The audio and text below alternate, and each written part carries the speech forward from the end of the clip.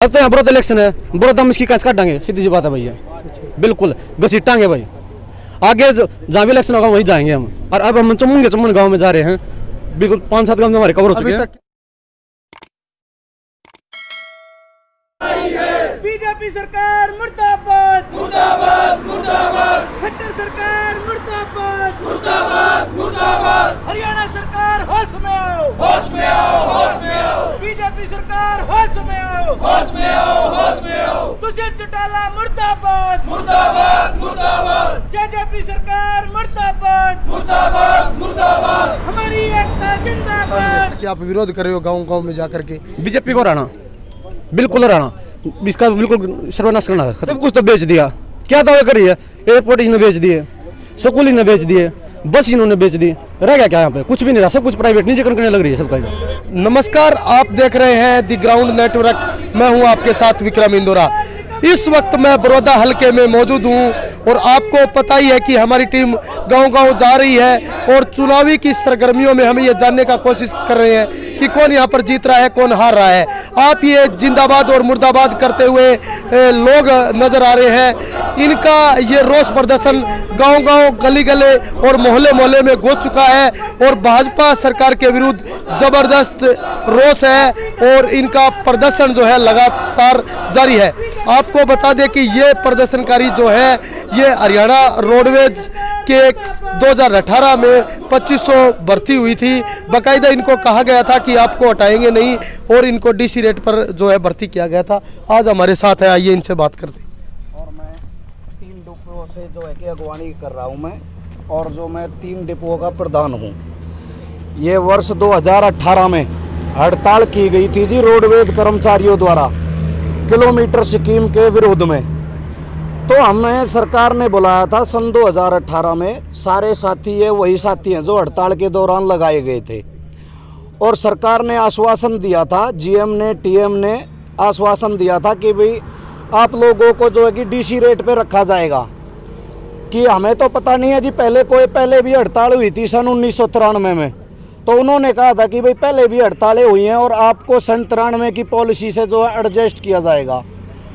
और जी 18 दिन, तकरीबन 18 दिन लगातार रोडवेज की हड़ताल चली थी जी। सभी साथियों ने सरकार का साथ दिया था और जबकि सरकार गिरने की कगार पे थी, राष्ट्रपति शासन लागू होने वाला था हरियाणा के अंदर, और हमने उस टाइम पे सरकार का साथ दिया था। हमने स्टीयरिंग थामा था, हमने कंडक्टर, चालक और परिचालक के उसमें काम किया था जी सरकार के कहने पे।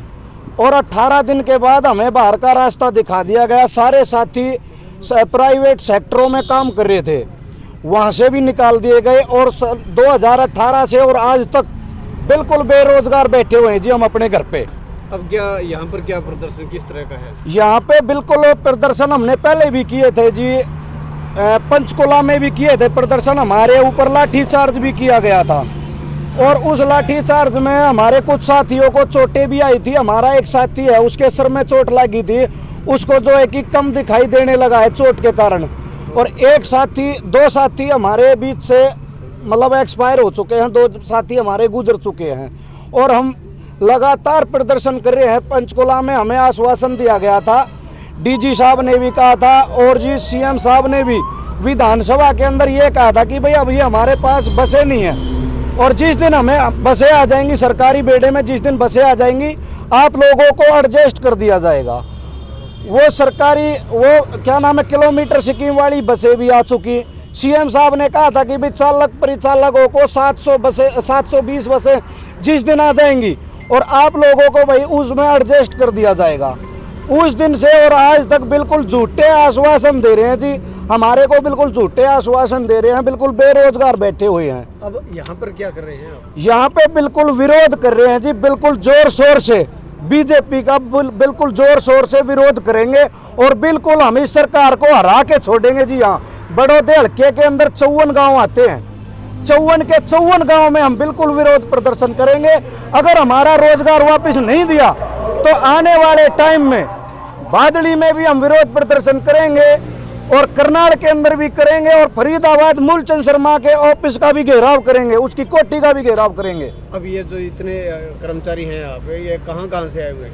ऐसा है जी, एक दो तो हमारे जिस तरह प्रधान है पूरे 22 जिलों से, वो सारे आए हुए हैं और 250-300 बालक बड़ौदे हल्के से हैं लोकल जो लगे थे।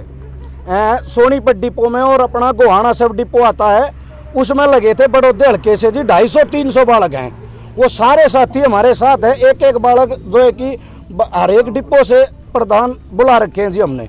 अब कितने दिन से चल रहा है, कब तक चलेगा ये? 18 तारीख से शुरू किया है जी हम लोगों ने, और ये चलेगा जब तक कि यहाँ से 1 तारीख तक, जब तक चुनाव नहीं हो जाता तब तक बिल्कुल विरोध प्रदर्शन करेंगे।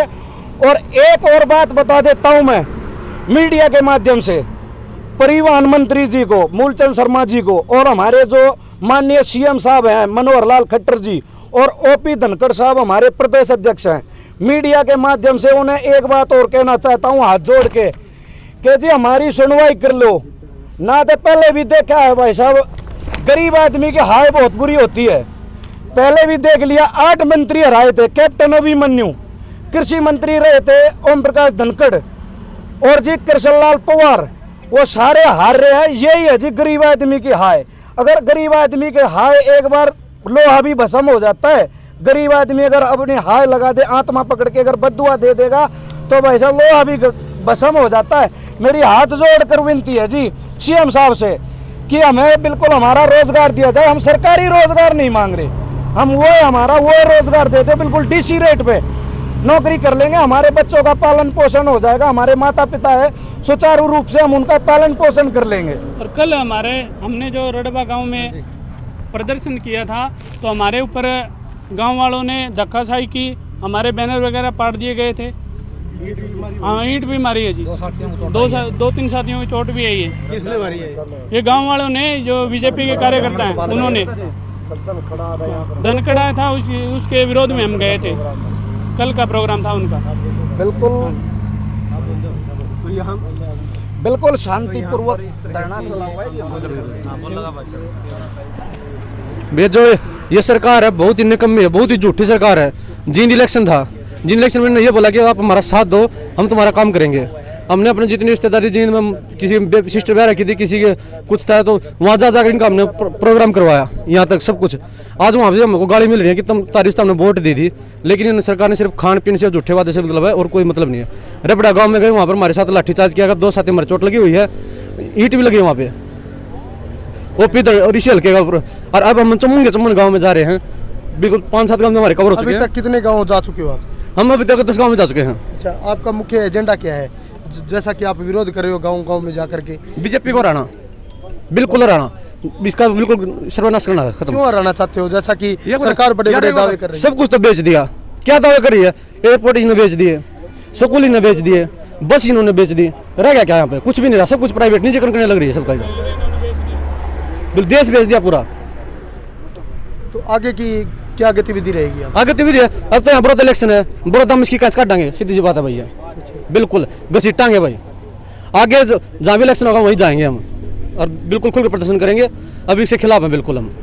चलो, धन्यवाद। ये थे हमारे साथ कुछ हम हरियाणा रोडवेज के कर्मचारी, इनको बता सकते हैं 2018 में इनको लगाया गया था बाकायदा कॉन्ट्रैक्ट बेस पर। इनको यह भी बताया गया था कि आपको हटाएंगे नहीं, इसके बाद इनको हटा दिया। अब बड़ौदा में जो इलेक्शन चल रहा है और इलेक्शन के दौरान इनका विरोध प्रदर्शन करना कहीं ना कहीं सरकार पर भी एक बहुत बड़ा नकारात्मक प्रभाव डाल रहा है। वहीं आपको बता दें कि लगातार भाजपा का विरोध जारी है, चाहे हम बात किसानों की करें, कर्मचारी वर्ग की करें, युवा वर्ग की करें, तो हर जगह भाजपा का विरोध हो रहा है। और इनका कहना है कि हमारा मुख्य उद्देश्य भाजपा को हराना है। ये तो खैर देखने वाली बात होगी कि कौन सी पार्टी यहाँ से जीत कर जाएगी और कौन सी हार कर जाएगी, लेकिन एक बात स्पष्ट है कि भाजपा का विरोध है लगातार जारी है। सहयोगी जोगिंदर शर्मा के साथ मैं विक्रम इंदौरा।